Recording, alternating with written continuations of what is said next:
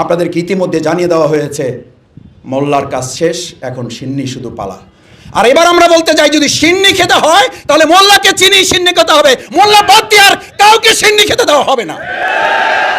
কেন জুলাই সনদে মাদ্রাসার শিক্ষক ছাত্র আলেমদেরকে স্থান দেওয়া হলো না? যেই স্বৈরাচারী শাসক যত বড়, তার পতন হয় তত বড়।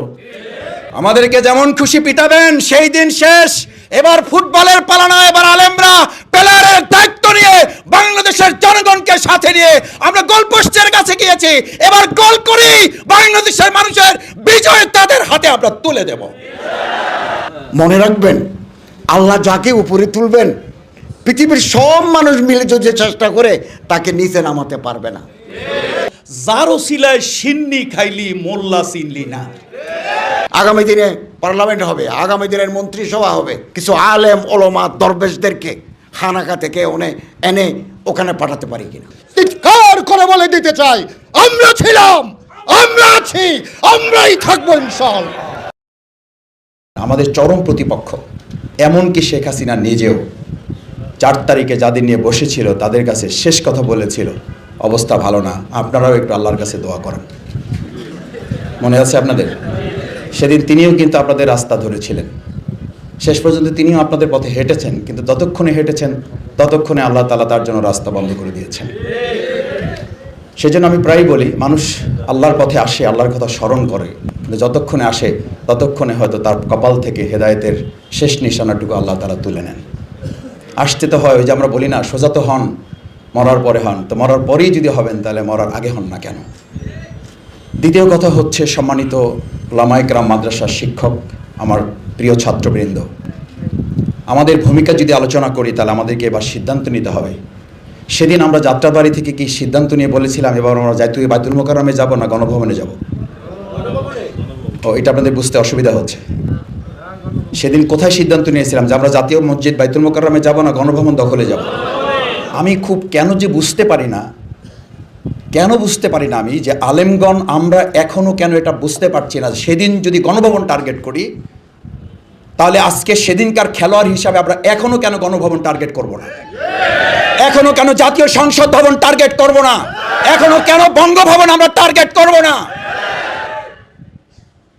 কেন আমাদের শুধু মসজিদ, মাদ্রাসা, জাতীয় বাইতুল মোকাররম এইটুকু হইলেই যেন, আমি আমাদের শ্রদ্ধেয় একজন প্রিন্সিপাল ছিলেন, আমি সস্তিনা মাদ্রাসার ওখানকার ছাত্র, তো আমার শিক্ষক বলতেন যে আমাদের একটা অসুবিধা কি মাসুদ জানো, আমরা দুনিয়ার দৃষ্টিতে কোনো কিছু একটু পেলে মোটামুটি আত্মতৃপ্তিতে ভরপুর, অথচ আল্লাহ গোটা রাজ্যটা আমাদেরকে দিতে চান, সেখানে আমরা কোনো একটা টুকরো মাটি নিয়ে আমরা আনন্দে আত্মআলোচিত হয়ে যাই। আজকে আমাদেরকে এটা মাথায় নিতে হবে যে এই আলেম ওলামা ছাত্র শিক্ষক সেদিন যাত্রাবাড়ি দখল করে নাই, সেদিন আমরা ডিক্লেয়ার করেছিলাম গণভবন। আজকে সেই যাত্রাবাড়ি উদ্ধার করা, সেই বিএনএস ভবন উত্তরার উদ্ধার করা, সেখানকার বিজয় ঘোষণা করা, ছাত্রদেরকে জুলাই সনদে রাখা হবে না, সেই জুলাই সনদ এই বাংলাদেশের মানুষটা একজন মানুষ এটা বিশ্বাস করে না। কেন জুলাই সনদে মাদ্রাসার শিক্ষক ছাত্র আলেমদেরকে স্থান দেওয়া হলো না? তার মানে কি জানেন? আপনাদেরকে ইতিমধ্যে জানিয়ে দেওয়া হয়েছে মোল্লার কাজ শেষ, এখন সিন্নি শুধু পালা। আর এবার আমরা বলতে চাই, যদি সিন্নি খেতে হয় তাহলে মোল্লাকে চিনি সিন্নি খেতে হবে, মোল্লা বাদ দিয়ে আর কাউকে সিন্নি খেতে দেওয়া হবে না। আবার সিন্নি সামনে আসছে 2026 সাল, আবার দেখবেন সিন্নির কাছ থেকে মাসি ভনভন করা শুরু করছে। মাসি ভনভন করে। এই 2 প্রকার মাসি, একটা মোটা মাসি, একটা চিকন মাসি। মোটা মাসি কোথায় কোথায় বসে জানেন? স্বাস্থ্য ভালো কোথায় বসে জানেন? আমি এই কথা বলতে চাই না, আমার মুরব্বীদের কাছ থেকে এগুলো ওয়াজ শোনা, তো এই ওয়াজ ওনাদের সামনে বললে ওনারা আমাকে একটু আদবের খেলাপ মনে করবেন। আমি শুধু স্মরণ করে দেওয়ার জন্য, এই মোটা মাছির কাজে হলো কাঁঠালেও বসে, এই মোটা মাছির কাজ হলো মরা গরুর উপরেও বসে। কখন মোটা এই মাছিটা আপনার এই কাঁঠালের উপরে বসে আর কখন মরা গরুর উপরে বসে, মরকুরি পরে বসে, এই বোধ শক্ত জিদের আলেমরা আমরা কেউ আবার ভুলে যাই, তাহলে শেখ হাসিনার সাথে বাইতুল মোকাররমের ইমাম যেমন পালিয়েছে, ভবিষ্যতেও সেই তথাকথিত আলেমদেরকে আবার রাস্তা খুঁজতে হবে পালাবার। আমি বিশ্বাস করি আজকের সেমিনারের সেই বোধ শক্তি উপলব্ধি এখান থেকে আমাদেরকে নিয়ে যেতে হবে। শেষ কথা, সম্মানিত উপস্থিত সুধী মণ্ডলী, আজকে আমরা এখানে যারা আসছি আমাদেরকে দেখবেন সব প্রোগ্রাম হয়, জাতীয় প্রোগ্রাম, বিভিন্ন গুরুত্বপূর্ণ প্রোগ্রাম, সেখানে আপনাদের উপস্থিতি নাই, মিডিয়াতে আপনাদের উপস্থিতি নাই। মিডিয়া লম্বা লম্বা আলোচনা হয়, যারা এসি রুমে বসে এই ফেসবুকে এবং টিভি দেখে জুলাই আগস্টের ঘটনা বর্ণনা করে তারা ওখানকার গেস্ট, আর যারা রাস্তায় ঘাম ঝরিয়েছে, রক্ত ঝরিয়েছে, চোখের পানি ঝরিয়েছে, দিনের বেলা রোজা রেখেছে, আপনি বিশ্বাস করবেন না, আমরা যখন কলা এবং রুটি বিতরণ করি, এরকম অসংখ্য ভাইকে বলতে শুনেছি, মাসুদ ভাই আমি তো এখন কলা খাবো না, আমি তো রুটি খাবো না, আমাকে দেন, আমি আরেকজনকে দেবো। কেন খাবেন না? বলছে মাসুদ ভাই আমি তো রোজা রেখে এসেছি।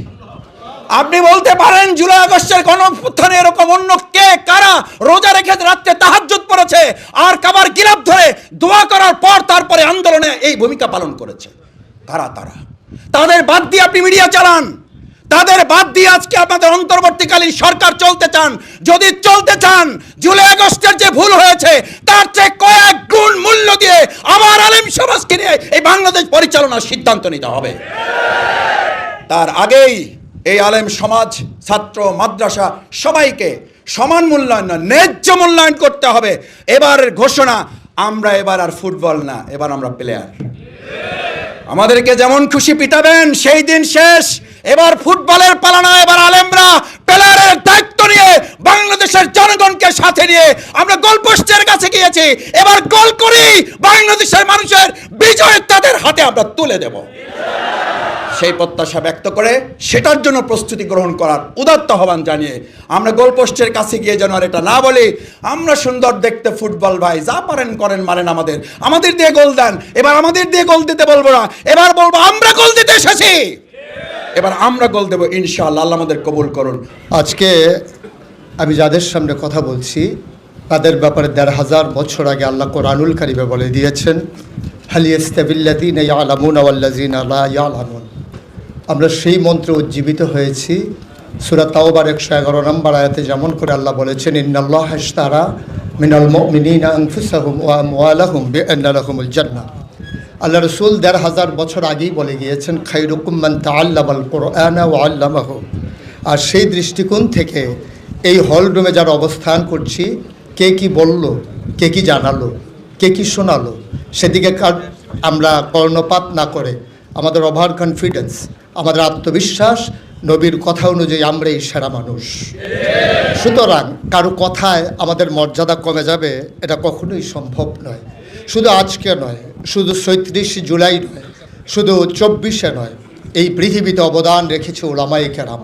এই পৃথিবীকে সভ্যতার আসনে আসীন করে দিয়েছে উলামায়ে কেরাম। সেই ১,৫০০ বছর আগে আয়ামে জাহিলিয়াতকে দূর করে দিয়ে হেরার রশ্মি দিয়ে আলোয় উদ্ভাসিত করে দিয়েছিলেন, গোটা পৃথিবীকে রাঙিয়ে দিয়েছিলেন নবী মুহাম্মদুর রাসূলুল্লাহ সাল্লাল্লাহু আলাইহি ওয়াসাল্লাম। তার এই ধারাবাহিকতায় হযরত আবু বকর সিদ্দিক মুরতাদদের বিরুদ্ধে বজ্র কঠিন হয়ে তিনি প্রমাণ করে দিয়েছিলেন, দিন ছিল, দিন আছে, দিনই থাকবে। ওমরে ফারুক তিনি প্রমাণ করে দিয়েছিলেন, সত্য আর মিথ্যার বাতিলের রেখা টান দিয়ে তিনি প্রমাণ করেছিলেন আমাদের যিনি পঞ্চম খলিফা হিসেবে যাকে সাব্যস্ত করা হয় সেই উমর ইবনে আব্দুল আজিজ, তিনি তার সঞ্চিত সম্পদগুলো, তার বিবাহে পাওয়া স্বর্ণগুলো জমা করে দিয়ে বলেছিলেন যে আজকে পূর্ববর্তী বংশধরের রক্তের দায় শোধ করতে আসলাম। আমরা সেই জাতি।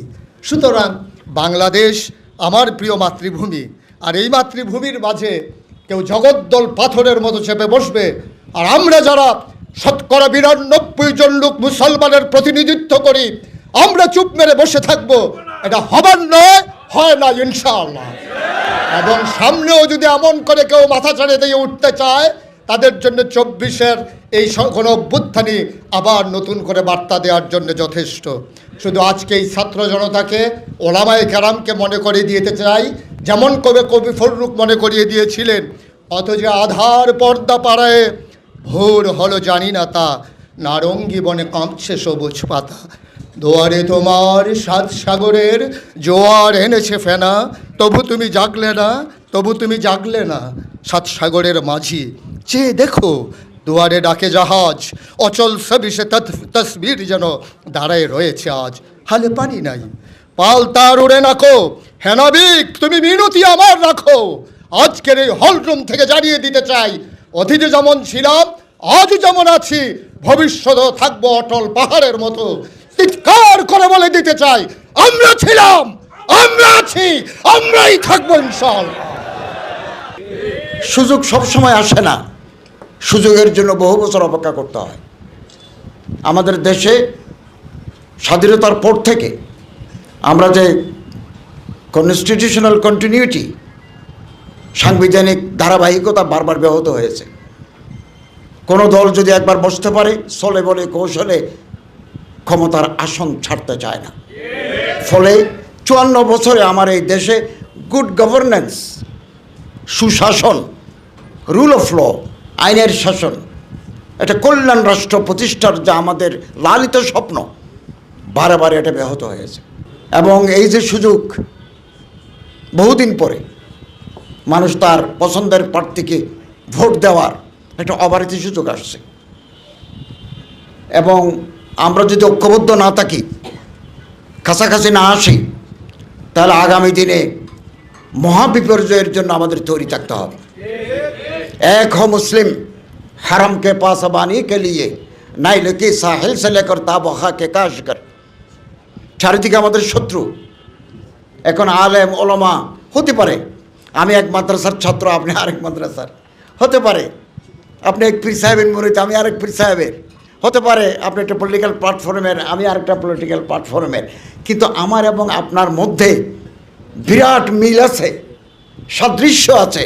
আমার আল্লাহ আপনার আল্লাহ, আমার নবী আপনার নবী, আমার কিতাব আপনার কিতাব, আমার কেবলা আপনার কেবলা, এক এবং অভিন্ন।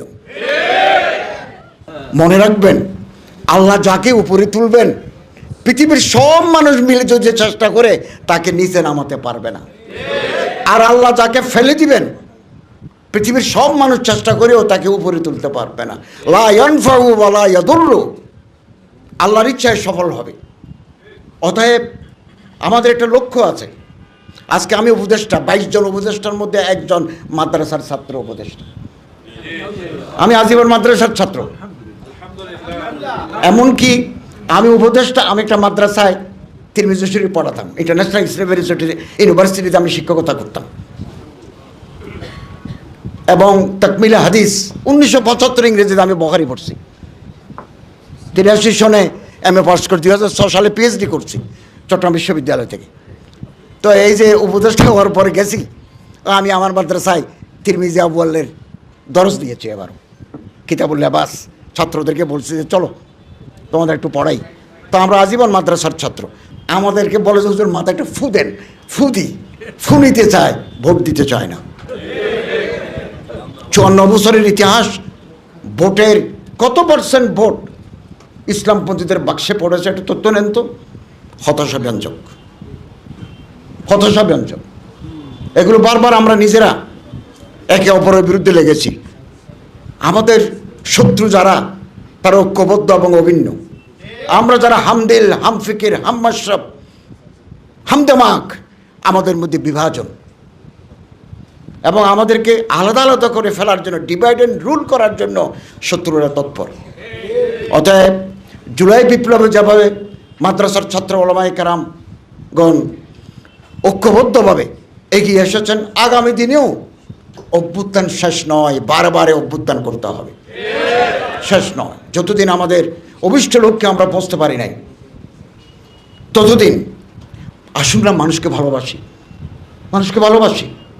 আল্লাহ তাআলা আমাদের সবাইকে আমাদের অন্তর বড় করার বৃহত্তর পরিসরে আমরা যে আদর্শ লালন করি, সে আদর্শের অনুবর্তী হয়ে আমরা একটা কল্যাণ রাষ্ট্র, একটা ওয়েলফেয়ার স্টেট আমরা প্রতিষ্ঠা করতে পারবো। এটা হবে দুর্নীতিমুক্ত, এটা হবে বৈষম্যমুক্ত। আগামী দিনে পার্লামেন্ট হবে, আগামী দিনের মন্ত্রিসভা হবে। কিছু আলেম ওলামা দরবেশদেরকে খানাকা থেকে এনে ওখানে পাঠাতে পারি কিনা, তাহলে নতুন ইতিহাস তৈরি হবে। জাতির বিরাট প্রত্যাশা আলেম এবং মাদ্রাসার ছাত্রদের কাছে। আমি আশা করব আপনারা এই প্রত্যাশা পূরণে এগিয়ে আসবেন। পৃথিবীতে গণ অভ্যুত্থান, গণবিপ্লব অনেক কিছু হয়েছে, কিন্তু হাসিনার মতো তল্পি তল্পা সহকারে মামু বাড়ি, শ্বশুর বাড়ি, নিজের বাড়ি গেছে, এরকম ইতিহাস পৃথিবীতে 1000 বছরের মধ্যে দ্বিতীয় আরেকটা নাই। তাহলে যেই স্বৈরাচারী শাসক যত বড়, তার পতন হয় তত বড়। দুই কথার এক কথা শেষ। আর এক কথা হলো, যার ওসিলায় সিন্নি খাইলি মোল্লা চিনলি না। এখন নতুন নতুন বিপ্লবীদেরকে দেখা যায় কই মাছের মতো উজাইতেছে। এদেশের সকল বিপ্লবে এদেশের আলেম ওলামা, এদেশের মাদ্রাসার ছাত্ররা বুকের তপ্ত তাজা রক্ত ঢেলে দিয়ে আন্দোলন করেছে। যাদের জন্য ক্ষমতা পেয়েছো, যাদের জন্য পার্সেন্টেজ পাচ্ছ, যাদের জন্য এমপি, যাদের জন্য উপদেষ্টা হয়েছো, যাদের জন্য তোমরা নেতা হয়েছো, আজকে তাদেরকে তোমরা চিনো না, কাঠের চশমা পরেছো। তোমাদেরকে চুরি পরে এদেশ থেকে মামুবাড়ি, দিল্লি অথবা পিন্ডি চলে যাওয়া উচিত। এদেশের প্রত্যেকটা আন্দোলনে আলেমদের ভূমিকা ছিল, মাদ্রাসার ছাত্রদের ভূমিকা ছিল। আমরা তাদের মধ্যে কোনো বিভাজন সৃষ্টি করতে চাই না। আলেমরা ছিল, আলেমরা আছে, আলেমরা থাকবে। তাদের অবদানকে কেউ অস্বীকার করতে পারবে না। যারা অস্বীকার করবে ওরা মামু বাড়ি চলে যাবে, আমরা আমাদের বাপদাদার বাড়ি ইনশাআল্লাহ বাংলাদেশেই থেকে যাব। আসসালামু আলাইকুম ওয়া রাহমাতুল্লাহি ওয়া বারাকাতুহু।